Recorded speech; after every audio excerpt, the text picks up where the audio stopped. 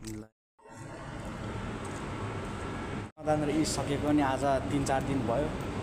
Hello guys, सबैजनालाई Gopal Rana Magar 2101 YouTube च्यानलमा स्वागत छ र कुवेत भ्लग 901 मा पनि तपाईहरुलाई सबैलाई स्वागत छ।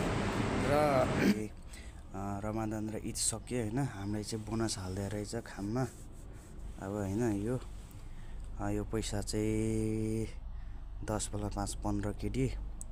अब 2 महिनामा त्यत्रो, कहिले 12 घण्टा कहिले 14 घण्टा काम गरेको, यो चाहिँ 15 केडी है।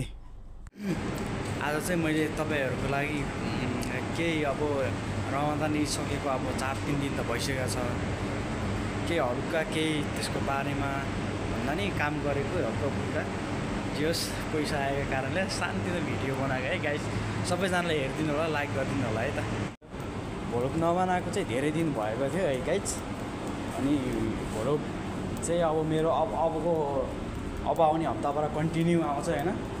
अनि मलाई चाहिँ अब एउटा राम्रो क्यामेरा चाहिने फोनको एकदम जरुरत छ र अब म एक दिनमा एक दिन किन्छु। यही अब नेपालमा पनि नयाँ वर्ष लाग्न लागिरहेछ हैन, त्यो जान पनि धेरै दिन छैन। र यो जुन रमादानमा मेरो बोनस आएको छ त्यो चाहिँ मेरो फ्यामिलीको लागि है।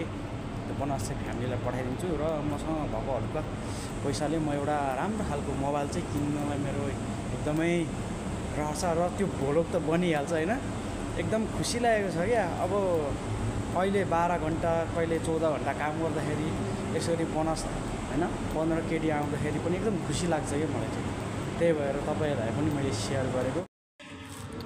ल है गाइस, यो चाहिँ हाम्रो बिल्डिङ है, हामी बस्ने बिल्डिङ।